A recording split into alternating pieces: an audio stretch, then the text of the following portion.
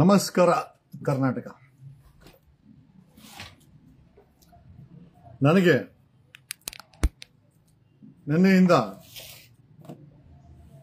ಕಡಿಮೆ ಅಂದ್ರು ಒಂದು 100ಕ್ಕೂ ಹೆಚ್ಚು ಮೆಸೇಜು. ಏನಕ್ಕೆ ಮೆಸೇಜು ಅಂತಂದ್ರೆ,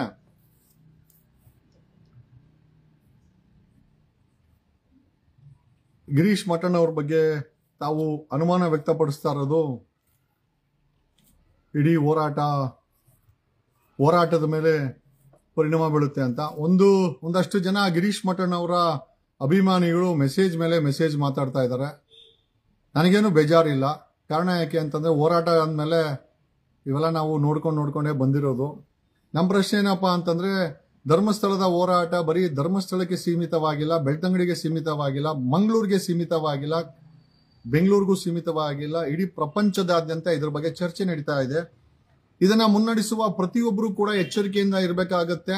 ಆಮೇಲೆ ಈ ಒಂದು ಮಿಷನ್ ಸಕ್ಸಸ್ಫುಲ್ ಆಗ್ಬೇಕೇ ಹೊರತು ಜಗದೀಶ್ ಒಳ್ಳೇದಾಯ್ತಾ, ಗಿರೀಶನ್ಗೆ ಒಳ್ಳೇದಾಯ್ತಾ, ಮಹೇಶ್ ತಿಮ್ರೋಡಿ ಅವ್ರಿಗೆ ಒಳ್ಳೇದಾಯ್ತಾ, ಆಮೇಲೆ ಸಮೀರ್ಗೆ ಹೆಸರಾಯ್ತಾ, ಇದೆಲ್ಲ important. The mission has to be completed. The most important. ಯಾಕೆ ಅಂತಂದ್ರೆ, ಬರೀ 13 ವರ್ಷದಿಂದ ಮಾಡ್ತಾ ಇದ್ದಂತ ಹೋರಾಟವನ್ನ ಒಬ್ಬ ವ್ಯಕ್ತಿ ಬಂದಾಗ ಅದನ್ನ SIT ರಚನೆ ಮಾಡಿ ಅದನ್ನ ಸರ್ಕಾರಕ್ಕೆ ಒತ್ತಡ ಹಾಕೋದ್ರಲ್ಲಿ ಸಾರ್ವಜನಿಕ 7 ಕೋಟಿ ಕನ್ನಡಿಗರ ಪಾಲು, ನಮ್ಮ ಪಾಲು ತುಂಬಾ ದೊಡ್ಡ ಮಟ್ಟದಲ್ಲಿ ಇರೋದ್ರಿಂದ ಇದನ್ನ ಯಾರಾದ್ರೂ ಮುಳುಗಿಸ್ಬಿಡ್ತಾರ ಅಂತ ಒಂದು ಅನುಮಾನ ನಮಗೆ ಸದಾಕಾಲ ಕಾಡ್ತಾ ಇರೋದಂತೂ ಖಂಡಿತವಾಗಿ ಕಾಣಿಸ್ತಾ ಇದೆ. ನನಗೊಂದು ಅಷ್ಟು ಪ್ರಶ್ನೆಗಳಿದೆ ಧರ್ಮಸ್ಥಳದ ಹೋರಾಟದವಾಗಿ. ನೆನ್ನೆ ಗಿರೀಶ್ ಮಠಣ್ಣನನ್ನ ಪ್ರಶ್ನೆ ಮಾಡಿದ್ದು ಕೂಡ ಇದೇ ವಿಚಾರ ಇಟ್ಕೊಂಡು. ದ ಕ್ವಶನ್, ಒಂದಷ್ಟು ಅನುಮಾನದ ಪ್ರಶ್ನೆಗಳನ್ನ ಬಗೆಹರಿಸಬೇಕು. ಯಾಕೆ ಅಂತಂದ್ರೆ, ನಾನು ಗಿರೀಶ ಮಠಣ್ಣನ ನಾನು ಬರೀ ಅಲ್ಲಿ ಇಲ್ಲಿ ನೋಡಿದೆ ಹೊರತು, ಇಲ್ಲಿ ಮನೆ ಸ್ವತಂತ್ರ ಉದ್ಯಾನವನದಲ್ಲಿ ನನಗೆ ಯಾರೋ ಹೇಳಿದ್ರು ಕಾಂಗ್ರೆಸ್ ಅವರು ಶಾಮಿಯಾನ ಹಾಕ್ಸ್ಕೊಟ್ರು, ಅಲ್ಲಿ ಹೋರಾಟ ನಡೀತು ಅಂತ. ಇವನ್ ಅದ್ರ ಬಗ್ಗೆ ಕೂಡ ನಮ್ಗೆ ಒಂದಷ್ಟು ಪ್ರಶ್ನೆಗಳಿದೆ. ಸ್ವತಂತ್ರ ಉದ್ಯಾನವನದಲ್ಲಿ ಹೋರಾಟಕ್ಕೋಸ್ಕರ ಕರೆದಂತ ಸಭೆ ಏನಿದೆ ಅದು ಕಾಂಗ್ರೆಸ್ ಸ್ಪಾನ್ಸರ್ಡ್ ಅಂತ ಕೆಲವರು ಮಾತಾಡ್ಕೊಂಡ್ರು. ನನಗೆ ಕಾರಣ ಗೊತ್ತಿಲ್ಲ. ಬಟ್ ಆದರೆ ನಮ್ಗೊಂದಷ್ಟು ಪ್ರಶ್ನೆಗಳಿತ್ತೆ. ಇಷ್ಟು ದೊಡ್ಡ ಹೋರಾಟದಲ್ಲಿ 5,000 ಕೇಳಿದ್ರೆ ನಾವೇ ಕೊಡ್ತಾ ಇದ್ರಿ, ಯಾರೋ ಕಾಂಗ್ರೆಸ್ ಅವ್ರ ಕೈಯಲ್ಲಿ ಶಾಮಿಯಾನ ಹಾಕ್ಸಿ ಅಲ್ಲಿ ಪರ್ಮಿಷನ್ ತಗೊಂಡು ಅಲ್ಲಿ ಭಾಷಣ ಮಾಡುವಂತ ಅವಶ್ಯಕತೆ ಇತ್ತ ಅನ್ನೋ ಒಂದು ಪ್ರಶ್ನೆ ಕೂಡ ಅಲ್ಲಿಂದನೂ ಕೂಡ ಕಾಡ್ತಾ ಇದೆ. ಅದೇ ಸಭೆಯಲ್ಲಿ ನಾನು ಗಿರೀಶ್ ಮಠಣ್ಣನವರನ್ನ ನಾನೇ ಮಾತಾಡ್ಸೆ, ನನ್ನ ಪಕ್ಕದಲ್ಲೇ ಕೂತಿದ್ರು. ನನ್ನ ನಂಬರ್ ಅವ್ರು ಕೊಟ್ಟೆ. ನಮ್ಮ ಪ್ರಶ್ನೆ ಏನಪ್ಪಾ ಅಂತಂದ್ರೆ, ಕಳೆದ 3 ತಿಂಗಳ SIT ಏನೇನಾಗ್ತಾ ಇದೆ, ಒಬ್ಬ ಆರೋಪ ಎತ್ಕೊಂಡ್ಬಂದಂತ ಕಂಪ್ಲೇಂಟ್ ಕೊಟ್ಟು FIR ಮಾಡಿ ಮಾನ್ಯ ಮ್ಯಾಜಿಸ್ಟ್ರೇಟ್ ಮುಂದೆ ತನ್ನ ಹೇಳಿಕೆಯನ್ನು ರುಜುವಾತು ಮಾಡಿ, ನಾನು ಈ ಒಂದು ಧರ್ಮಸ್ಥಳದ ಹೋರಾಟವನ್ನ ಒಂದು ಲಾಜಿಕಲ್ ಕನ್ಕ್ಲೂಷನ್ ತಗೊಂಡೋಗ್ತೀನಿ ಅಂತ ಹೇಳದಂತ ಒಬ್ಬ ಭೀಮನ ಜೊತೆಲಿ ಬಂದಂತ ಲಾಯರ್ ಆಗಿರ್ಬೋದು, ಧನಂಜಯ ಅವರಾಗಿರ್ಬೋದು, ಅವ್ರನ್ನ ಕರ್ಕೊಂಡ್ಬಂದಂತ ಗಿರೀಶ್ ಮಠಣ್ಣನವರಾಗಿರ್ಬೋದು, ಪಳವಳಿಕೆಯಲ್ಲಿ ಸಿಕ್ಕಿದ್ರು ಕೂಡ ಏನೂ ಸಿಕ್ಕೇ ಇಲ್ಲ, ಏನೂ ಆಗೇ ಇಲ್ಲ ಅಂತ ಕಣ್ಣು ಮುಚ್ಕೊಂಡು ಕೂತ್ಕೊಂಡಿರುವಂತ SIT ಆಗಿರ್ಬೋದು.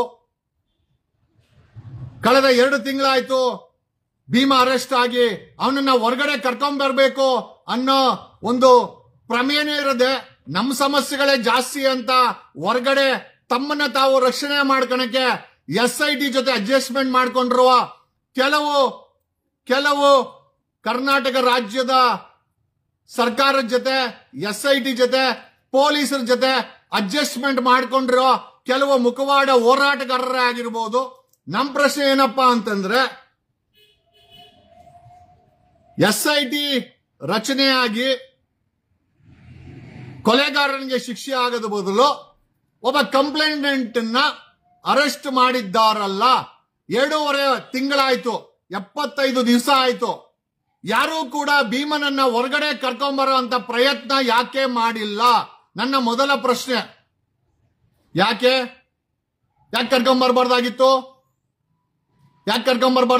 ಓಕೆ, ಇದು ಹೋರಾಟನಪ್ಪ, ಅವನಿಗೆ ಜೈಲಲ್ಲೇ ಇರಬೇಕು, ಇದೆಲ್ಲ ಅನುಭವಿಸಲೇಬೇಕು ಅನ್ನೋದಾಯ್ತು ಅಂತಂದ್ರೆ, ದ ಬಿಗ್ಗೆಸ್ಟ್ ಕ್ವಶನ್ ಏನು ಅಂತಂದ್ರೆ, ಅದೇ ಭೀಮನ ಕೈಯಲ್ಲಿ SIT ಅವರು ಜಯಂತ್, ಮಹೇಶ್ ತಿಮ್ರೋಡಿ, ಗಿರೀಶ್ ಮಠಣ್ಣ ಇನ್ನ ಹಲವು ಜನರ ವಿರುದ್ಧ ಕಂಪ್ಲೇಂಟ್ ಅನ್ನ ಕೊಡಿಸಿ ನಿನ್ನೆ ನೋಟಿಸ್ ಅನ್ನ ಕೊಟ್ಟು ಇವತ್ತು ಹಾಜರಾಗಬೇಕು. ಇವತ್ತು SIT ಮುಂದೆ ಹಾಜರಾದ್ರೆ ಅರೆಸ್ಟ್ ಮಾಡ್ತಾರೆ ಅನ್ನೋ ಭಯದಿಂದ ನನ್ನ ಹೈಕೋರ್ಟ್ಗೆ ಹೋಗಿ ಯಾವುದೇ ಬಲವಂತದ ಕ್ರಮ ಆಗಬಾರದು ಅಂತ ಆದೇಶ ಮಾಡಿಸ್ಕೊಂಡ್ಬಂದಂತ ಗಿರೀಶ್ ಮಟ್ಟಣ್ಣ ಅವರು ಮತ್ತೆ ಅವರ ಸಂಗಡಿಗರನ್ನ ನಾನು ಕೇಳೋದ್ ಪ್ರಶ್ನೆ ಏನಪ್ಪ ಅಂತಂದ್ರೆ, ನೀವು ನಿಮಗೋಸ್ಕರ ನನ್ನ ಹೈಕೋರ್ಟ್ ಅನ್ನ ಅಪ್ರೋಚ್ ಮಾಡಿ ಪ್ರೊಟೆಕ್ಷನ್ ಆರ್ಡರ್ಸ್ ನ ತಗೊಂಡ್ಬಂದಿರೋ ಅಂತ ಗಿರೀಶ್ ಮಟ್ಟಣ್ಣ ಅವರು ಮತ್ತೆ ಅವರ ತಂಡವನ್ನ ನಾನ್ ಕೇಳೋದೇನು ಅಂತಂದ್ರೆ, ಇದೇ ಭೀಮಾ ಒಳಗಡೆ ಹೋಗಿ ಅವನಿಗೆ ನಮ್ ಪ್ರಕಾರ SIT ಪ್ರಕಾರ ಅವನ ಆರೋಪಿ ಇರಬಹುದು, ನಮ್ ಪ್ರಕಾರ ಅವನೊಬ್ಬ ಕಂಪ್ಲೇನೆಂಟ್ ಅನ್ನ 2.5 ತಿಂಗಳು ಒಳಗಡೆ ಇಟ್ಟಿದ್ರಲ್ಲ, ಅವನನ್ನ ಹೊರಗಡೆ ತರುವಂತ ಪ್ರಯತ್ನ ಈ ಹೋರಾಟದ ಮುಂದತ್ವವನ್ನು ವಹಿಸಿರುವಂತ ಗಿರೀಶ್ ಮಟ್ಟಣ್ಣ ಮತ್ತು ಅವರ ತಂಡ ಯಾಕೆ ಮಾಡಲಿಲ್ಲ? ಇವತ್ತು ಭೀಮನ ಕೈಯಲ್ಲಿ ನಿಮ್ಮ ವಿರುದ್ಧ ಕಂಪ್ಲೇಂಟ್ ಕೊಟ್ಸು, ನೀವು ಅರೆಸ್ಟ್ ಆಗ್ತೀವಿ ಅಂದಾಗ ಹೈಕೋರ್ಟ್ ಇಂದ ಪ್ರೊಟೆಕ್ಷನ್ ಆರ್ಡರ್ ತರೋ ಅಂತ ಗಿರೀಶ್ ಮಟ್ಟಣ್ಣನವರೇ ಇದೇ ಭೀಮನನ್ನ SIT ನಲ್ಲಿ ಕೊಳೆಯಕ್ಕೆ ಯಾಕೆ ಬಿಟ್ಟಿದ್ದೀರಾ? Why are you left him? ನಿಮ್ಮನ್ನ ಅರೆಸ್ಟ್ ಮಾಡ್ತಾರೆ ಅಂತ ಹೈಕೋರ್ಟ್ ಇಂದ ಪ್ರೊಟೆಕ್ಷನ್ ಆರ್ಡರ್ ತರೋ ನೀವು ಅವನ ರಿಲೀಸ್ಗೋಸ್ಕರ, ಭೀಮನ ರಿಲೀಸ್ಗೋಸ್ಕರ SIT ಮಾಡ್ತಾ ಇರುವಂತ ಷಡ್ಯಂತ್ರ, ಅವನನ್ನ ಬಳಸ್ಕೊಂಡು ಮಾಡ್ತಾ ಇರೋ ಷಡ್ಯಂತ್ರ ವಿರುದ್ಧ ಯಾಕೆ ಹೈಕೋರ್ಟ್ಗೋ ಸುಪ್ರೀಂ ಕೋರ್ಟ್ಗೋ ಪೆಟಿಷನ್ ಯಾಕಾಗಿಲ್ಲ? ಓಕೆ ನಿಮ್ಮ ಹತ್ರ ಶಕ್ತಿ ಇದೆ, ನೀವು ಬಿಡಿಸ್ಕೊಂಬಂದ್ರೆ ಭೀಮನ್ ಕೊಳಿಲಿ, ಆಯ್ತು. ಭೀಮನಲ್ಲೇ ಕೊಳಿತಾ ಇದ್ರೆ ಈ ಒಂದು ಕೇಸಿನ ಜೀವಾಳ ಅವನನ್ನ ಹೊರಗಡೆ ತರಕ್ಕೆ ನೀವು ಪ್ರಯತ್ನ ಬೀಳ್ತಾ ಇಲ್ಲ. ಯಾರಾದ್ರೂ ನಮ್ಮಂತವ್ರು ಪ್ರಯತ್ನ ಬಿಡಬೇಕು ಅಂತಂದ್ರೆ ಅದಕ್ಕೆ ಮಾಹಿತಿನೂ ಕೊಡ್ತಾ ಇಲ್ಲ.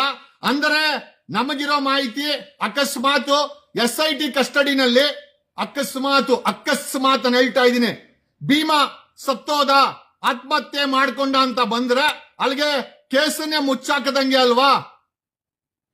ಆಗಲ್ಲ ಅಂತನಾ? 100% ಆಗತ್ತೆ. ನಮ್ಗೆ ಇದೇ ರೀತಿ ಷಡ್ಯಂತ್ರಗಳು ಮಾಡ್ತಾ ಇದ್ದಾರೆ ಕೊಲೆಗಾರರ ಕಡೆಯವರು, SIT ನಲ್ಲಿ ಒಂದಷ್ಟು ಅಧಿಕಾರಿಗಳು ಅಂತ ನಮ್ಗೊಂದಷ್ಟು ಮಾಹಿತಿ ಇದೆ. ಅಕಸ್ಮಾತ್ ನಾಳೆ ಭೀಮಾ ನೇಣಾಕಂಡ್ ಸತ್ತೋದ, ಒಂದು ಲೆಟರ್ ಬರ್ದಿಟ್ಟು, ಮೊನ್ನೆ ತಾನೇ ಚಾಮರಾಜನಗರದಲ್ಲಿ ಒಬ್ಬ ವಾಟರ್ ಮ್ಯಾನ್ 27 ತಿಂಗಳು ಸಂಬಳ ಕೊಟ್ಟಿಲ್ಲ ಅಂತ ಲೆಟರ್ ಬರ್ದಿಕ್ಕೆ ಆತ್ಮಹತ್ಯೆ ಲೆಟರ್ ಬರ್ ಸತ್ತೋದ. ಅಕಸ್ಮಾತ್ ಅದೇ ರೀತಿ ಲೆಟರ್ ಬರ್ದು ಭೀಮಾನ ಸತ್ತೋದ್ರೆ ಕೇಸು ಮುಚ್ಚೋದಂಗೆ ಅಲ್ವಾ? ಯಾಕೆ ಭೀಮನನ್ನ ಹೊರಗಡೆ ಕರ್ಕೊಂಬರಂತ ಕಾರ್ಯಕ್ರಮಕ್ಕೆ ಮಿಸ್ಟರ್ ಗಿರೀಶ್ ಮಟ್ಟಣ್ಣ ಅವರು ನಿಮ್ಮ ತಂಡ ಯಾಕೆ ಪ್ರಯತ್ನ ಬಿದ್ದಿಲ್ಲ? ಓಕೆ, ಉತ್ತರ ಇಲ್ಲ, ಉತ್ತರ ಕೊಡಿ, ನೋ ಪ್ರಾಬ್ಲಮ್. ನೆಕ್ಸ್ಟ್, ಮಹೇಶ್ ತಿಮ್ರಡಿ ಅವರ ಮೇಲೆ 14 ಕೇಸು, ಅವ್ರ ಊರ್ ಬಿಡಂಗಾಯ್ತು. ನೀವು ಅವ್ರ ಜೊತೆನಲ್ಲೇ ಇದ್ದೀರಾ ಗಿರೀಶ್ ಅವರೇ, ನಿಮ್ಮ ಮೇಲೆ ಕೇಸು ಸ್ವಲ್ಪ ಕಡಿಮೆ ಆಗ್ತಾರೆ, ನಿಮ್ಮನ್ನ ಅರೆಸ್ಟ್ ಮಾಡಲ್ಲ. ನಿಮಗೂ SIT ಪೊಲೀಸ್ ಅವ್ರಿಗೆ ಏನಾದ್ರು ಅಂಡರ್ಸ್ಟ್ಯಾಂಡಿಂಗ್ ಇದೆಯಾ? ನನ್ನ ಮೇಲೇನು 6 ಕೇಸ್ ಹಾಕರು, ನನ್ನ ಮನೆಗೂ ಪೊಲೀಸ್ ಅವ್ರನ್ನು ಗೋದ್ರು, ನನಗೇನು ಅಂಡರ್ಸ್ಟ್ಯಾಂಡಿಂಗ್ ಇಲ್ಲ, ನಾನು ಅಂಡರ್ಸ್ಟ್ಯಾಂಡಿಂಗ್ ಬರೋದು ಇಲ್ಲ. ನೀವು ಮಹೇಶ್ ತಿಮ್ರೋಡಿ ಅವ್ರ ಜೊತೆ ಹೋರಾಟ ಮಾಡ್ತಾ ಇದ್ದೀರಾ. ನಿಮ್ಮ ಮೇಲೆ ಮಹೇಶ್ ತಿಮ್ರೋಡಿ ಅವರ ಮೇಲೆ ಮಾಡಿದಂತ ತೀವ್ರವಾದಂತ ದಾಳಿ, ಗಡೀಪಾರು ಯಾಕೆ ಮಾಡ್ತಾ ಇಲ್ಲ? ನಿಮಗೂ ಮತ್ತೆ ಪೊಲೀಸ್ ಇಲಾಖೆ ಅವ್ರಿಗೆ ಏನಾದ್ರು ಅಂಡರ್ಸ್ಟ್ಯಾಂಡಿಂಗ್ ಇದೆಯಾ? ನಿಮಗೂ SIT ಅವ್ರಿಗೆ ಏನಾದ್ರು ಅಂಡರ್ಸ್ಟ್ಯಾಂಡಿಂಗ್ ಇದೆಯಾ? SIT ಇಂಟ್ರಾಗೇಷನ್ ಹೋಗಿ ಬಂದು SIT ಅವರನ್ನೇ ನೀವು ಹೊಗಳ್ತೀರಾ. ಏನ್ SIT ಅವ್ರು ನಿಮಗೆ ಸಂಬಂಧನ? ನಮ್ಗೆ ಅನುಮಾನ ಇದೆ. ಅನುಮಾನಗಳನ್ನ ಬಗೆಹರಿಸ್ಬೇಕು. ಯಾಕಂತಂದ್ರೆ ನಾವು ಕೂಡ 6 ಕೇಸ್ ಹಾಕ್ಸ್ಕೊಂಡಿದೀವಿ. ನಮಗೂ ಕೂಡ ಎಷ್ಟು ಇಂಪಾರ್ಟೆಂಟ್ ಈ ಕೇಸು ಅಂತ. ನಾವ್ಯಾಕೆ ಯಾವನೋ ಹೋರಾಟನ ಮಾರಾಟ ಮಾಡ್ಕೊಳಕ್ಕೆ ಯಾವನೋ ರೆಡಿ ಇದ್ರೆ ನಾವುಗಳು ಬಲಿಪಶು ಆಗಕ್ಕೆ ನಾವ್ಯಾರು ರೆಡಿ ಇಲ್ಲ. We are not ready. ನಾವು ಹೋರಾಟ ಮಾಡ್ತಾ ಬೇಕಾರೆ ನಾವು ಕಾನೂನ ಬಳಸ್ತೀವಿ ಹೊರತು ಅಡ್ಜಸ್ಟ್ಮೆಂಟ್ ರಾಜಕೀಯಕ್ಕೆ ನಾವು ಹೋಗಲ್ಲ. ಆಮೇಲೆ ನೆನ್ನೆ ನಿಮಗೆ ಹೈಕೋರ್ಟ್ ರಕ್ಷಣೆ ಸಿಗುತ್ತೆ ಆದೇಶದಲ್ಲಿ. ಅದೇ ರೀತಿ ಭೀಮನನ್ನ ಪ್ರೊಟೆಕ್ಷನ್ ಮಾಡ್ಕೊಳಕ್ಕೆ ಯಾಕೆ ಪೆಟಿಷನ್ ಹಾಕಿಲ್ಲ? ಭೀಮನನ್ನ ಹೊರಗಡೆ ರಿಲೀಸ್ ಮಾಡ್ಸಕ್ಕೆ ಗಿರೀಶ್ ಮಟ್ಟಣ್ಣ ಯಾಕೆ ಇದೇ ಅಡ್ವೊಕೇಟ್ ಬಾಲನ್ ಅವರನ್ನ ರಿಕ್ವೆಸ್ಟ್ ಮಾಡಿಸಿ ಹಾಕಬಹುದಾಗಿತ್ತಲ್ವಾ? ಇದೇ SIT ಅವರು ಆ ಭೀಮನನ್ನ ಬಳಸ್ಕೊಂಡು ನಿಮ್ಮ ಮೇಲೆ ದೂರು ಕೊಟ್ಟು ನಿಮ್ಮನ್ನ ಅರೆಸ್ಟ್ ಮಾಡ್ತಾರೆ ಅಂದಾಗ ನೀವುಗಳು ಹೈಕೋರ್ಟ್ ಮೊರೆ ಹೋಗಿ ಪ್ರೊಟೆಕ್ಷನ್ ಆರ್ಡರ್ ತಗೊಂಡ್ಬಂದಿದ್ದೀರಾ. ಅದೇ ಭೀಮನನ್ನ SIT ಮುಷ್ಟಿಯಿಂದ ಬಿಡಿಸೋಕೋಸ್ಕರ ಗಿರೀಶ್ ಮಟ್ಟಣ್ಣ, ನೀವು ನಿಮ್ಮ ತಂಡ ಅಥವಾ ನಿಮ್ಮ ಬಾಲನ್ ಸರ್ ಆಗಿರ್ಬೋದು, ಯಾಕೆ ಪ್ರಯತ್ನ ಬಿದ್ದಿಲ್ಲ? ಆಮೇಲೆ ಈ ಕೇಸ್ಗೆ ನಾನ್ ಕಾಲಿಟ್ಟಿದ್ದು ಸ್ಪಷ್ಟವಾಗಿ ಹೇಳ್ತೀನಿ, ನ್ಯಾಯ ಸಿಗಲಿ ಅಂತ. ನನಗೆ ಹೆಸರಾಗ್ಲಿ ಅಂತಲ್ಲ, ನಾನು ಕರ್ನಾಟಕದಲ್ಲಿ ಸಾಕಷ್ಟು ಹೆಸರು ಮಾಡ್ಕೊಂಡಿದ್ದೀನಿ, ಮನೆ ಮನೆ ಮಾತಾಗಿದ್ದೀನಿ. ನನಗೇನು ಧರ್ಮಸ್ಥಳ ಕೇಸ್ ಬೇಕಾಗಿರ್ಲಿಲ್ಲ.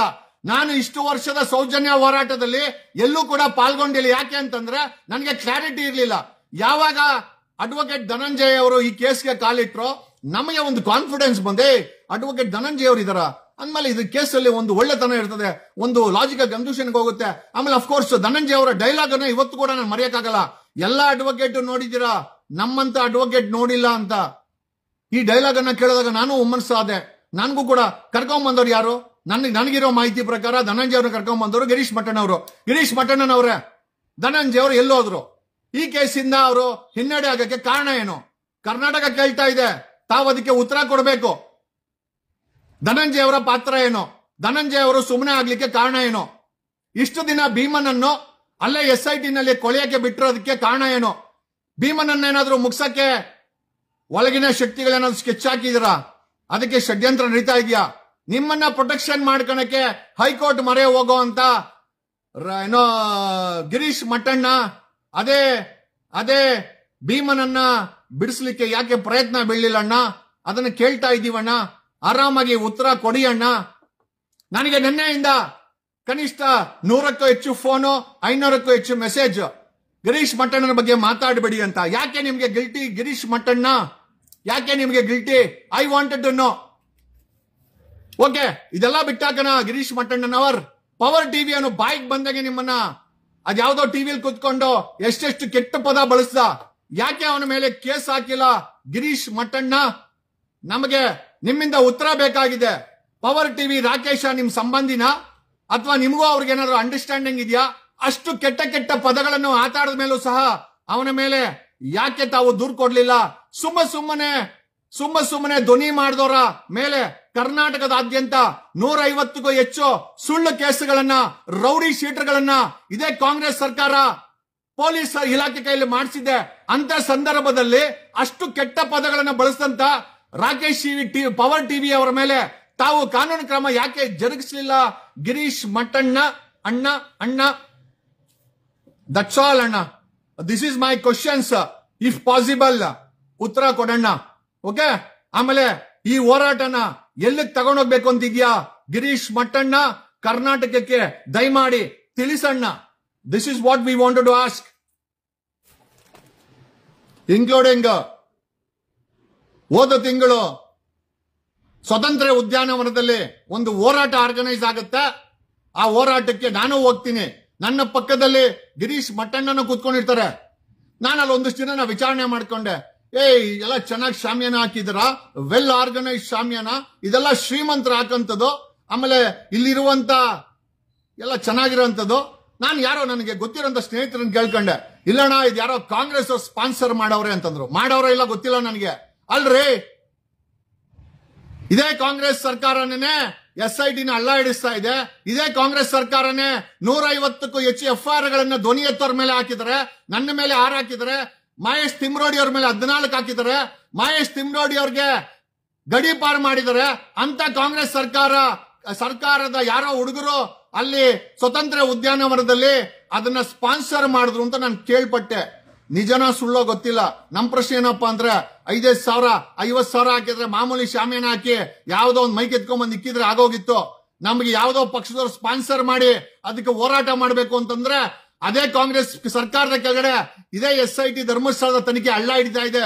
ಒಂದು ಹಳ್ಳ ಹಿಡಿಸ್ತಾ ಇರುವಂತ ಸರ್ಕಾರದ ಕಡೆಯವರು ಸ್ಪಾನ್ಸರ್ ಮಾಡ್ತಾರೆ ಅಂತಂದ್ರೆ ಇದನ್ನ ಆರ್ಗನೈಸ್ ಮಾಡಕ್ಕೆ ಒಪ್ಕೊಂಡಂತವ್ರ ಬಗ್ಗೆ ನನಗೆ ಅನುಮಾನ ವ್ಯಕ್ತಪಡಿಸಬೇಕಾಗ್ತಾ ಇದೆ.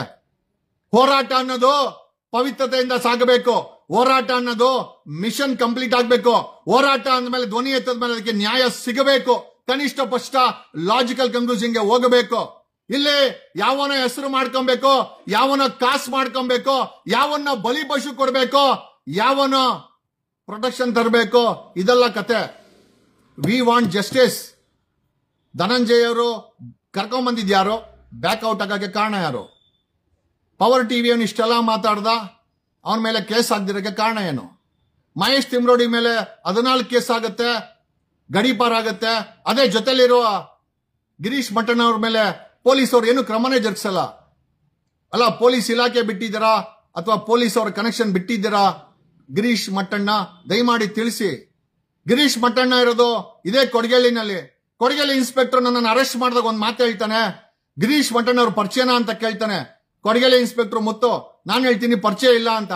ಸರ್ ಅವ್ರು ನಮ್ಮ ಇಲಾಖೆಯಲ್ಲಿ ಇದ್ದವರು, ನಮ್ಮ ಸಾಹೇಬ್ರು, ಅವ್ರ ಸಾಹೇಬ್ರಂತೆ. ಮುತ್ತು ಹೇಳೋ ಮಾತಿದು. ಕೊಡಗೇಲಿ ಇನ್ಸ್ಪೆಕ್ಟರ್ ನನ್ನ ಅರೆಸ್ಟ್ ಮಾಡಿದಾಗ ಮುತ್ತು ಹೇಳೋ ಮಾತಿದು.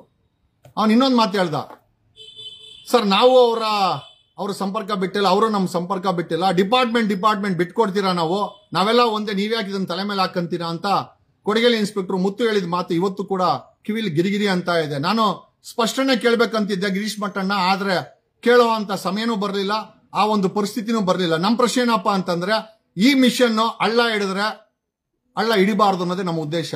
ಈ ಮಿಷನ್ಗೆ ನ್ಯಾಯ ಸಿಗಬೇಕು. ಯಾವುದೇ ಪಕ್ಷದಿಂದ ಭಿಕ್ಷೆ ಇಸ್ಕೊಂಡು ನಾವು ಹೋರಾಟ ಮಾಡೋಂತ ಅವಶ್ಯಕತೆ ಇಲ್ಲ. ಯಾವುದೇ ಬ್ರೀಫ್ ಕೇಸ್ ಇಸ್ಕೊಂಡು ಹೋರಾಟ ಮಾಡೋ ಅವಶ್ಯಕತೆ ನನಗಂತೂ ಖಂಡಿತ ಇಲ್ಲ. I want Dharmasthala case to go to logical conclusion. ಕೊಂದವರು ಯಾರು?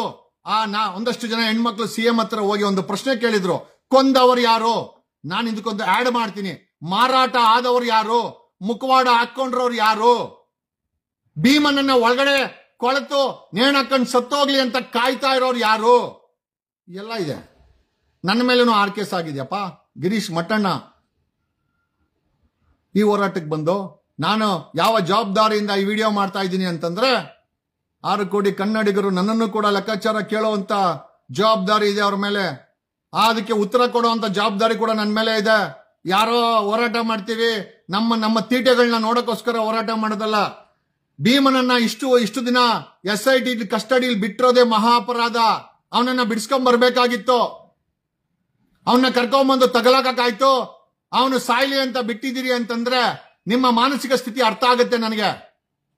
Bima is the key for Dharmasthala case. ಅವನು ಹೊರಗಡೆ ಬರಲೇಬೇಕು. ಬಂದಿಲ್ಲ ಅಂತಂದ್ರೆ ಒಳಗಡೆನೂ ಷಡ್ಯಂತ್ರ ಇದೆ, ಸರ್ಕಾರದಲ್ಲೂ ಷಡ್ಯಂತ್ರ ಇದೆ, SITನಲ್ಲೂ ಷಡ್ಯಂತ್ರ ಇದೆ. ಕೆಲವು ಹೋರಾಟಗಾರರಂತ ಮುಖವಾಡ ಹಾಕೊಂಡಂತರು ಕೂಡ ಷಡ್ಯಂತ್ರ ಮಾಡ್ತಾ ಇದ್ದಾರೆ ಭೀಮನ ಸಾವಿಗೆ ಅಂತ ನಮಗೆ ಒಂದಷ್ಟು ಡೌಟ್ ಇದೆ. ಇದನ್ನೆಲ್ಲದನ್ನು ನಮ್ಮ ಟೀಮ್ ವಾಚ್ ಮಾಡ್ತಾ ಇದೆ. Okay, we will conclude.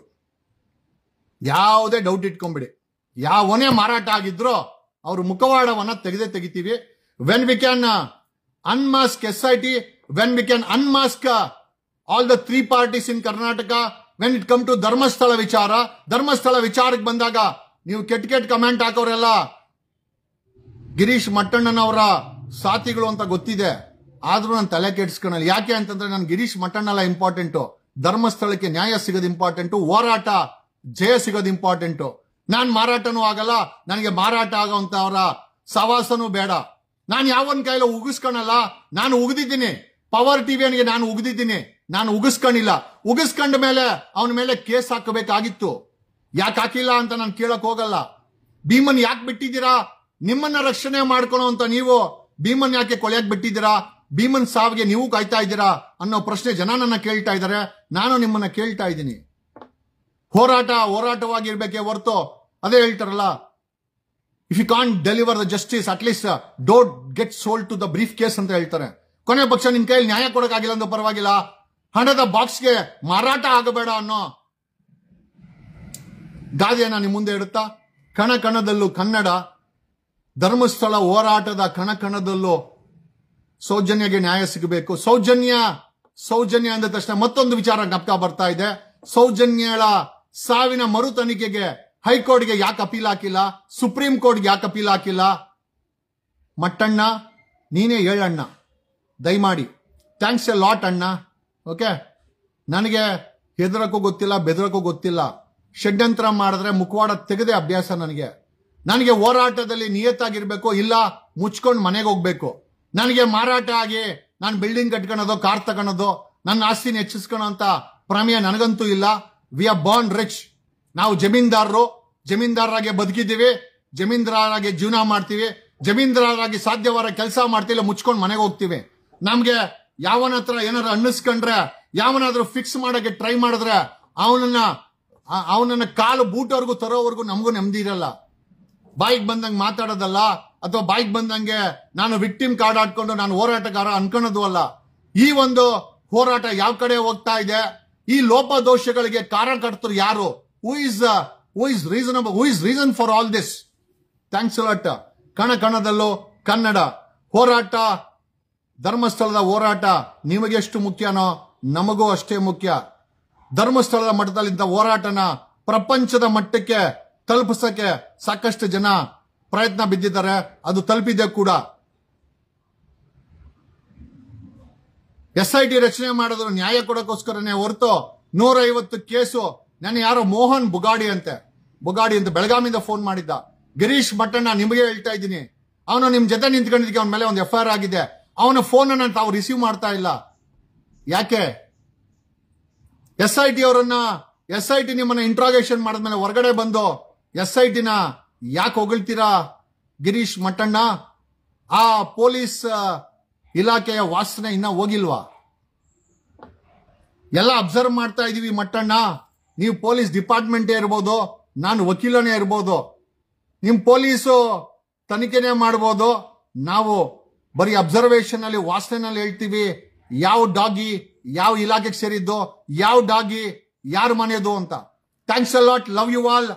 ಸತ್ಯ ಹೇಳ್ತಾ ಇದ್ದೀನಿ, ನೀವು ಅರ್ಥ ಮಾಡ್ಕೊಳ್ಬಹುದು ಅಥವಾ ನಿಮ್ಮ ತೀಟೆಗೋಸ್ಕರ ಒಂದಷ್ಟು ಕೆಟ್ಟ ಕಮೆಂಟ್ ಆಗ್ಬೋದು. ಎರಡು ಕೂಡ ಇಂಪ್ಯಾಕ್ಟ್ ಆಗಲ್ಲ. ಯಾಕೆ ಅಂತಂದ್ರೆ ನನ್ನ ಫೋಕಸ್ಸು ಧರ್ಮಸ್ಥಳದಲ್ಲಿ ಸತ್ತವರಿಗೆ ನ್ಯಾಯ ಸಿಗಬೇಕು, ಸಿಕ್ಕೇ ಸಿಗುತ್ತೆ. ಅದು ಸರ್ಕಾರ ಅವ್ರ ಜೊತೆನೇ ಇರಲಿ, 3 ಪಕ್ಷಗಳ ಅವ್ರ ಜೊತೆನಲ್ಲೇ ಇರಲಿ, ಕೆಲವು ಮುಖವಾಡ ದಾರಿಗಳು ಅವ್ರ ಜೊತೆನಲ್ಲೇ ಇರಲಿ, I don't care. Thank you.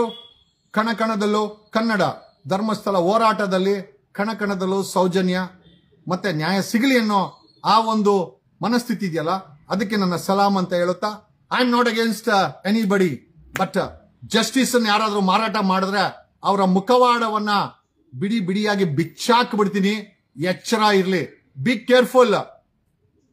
This is a warning for the corrupt as well as the people who are wearing mask. Better unmask yourself. ಮುಖವಾಡ ನೀವೇ ಕಳ್ಸಿದ್ರೆ ಒಳ್ಳೇದು, ನಾನ್ ಕಳ್ಸಿದ್ರೆ ತುಂಬಾ ದೊಡ್ಡ ಅವಮಾನ ಆಗುತ್ತೆ. Thanks a lot, love you all. ಕಣ ಕಣದಲ್ಲೂ ಕನ್ನಡ.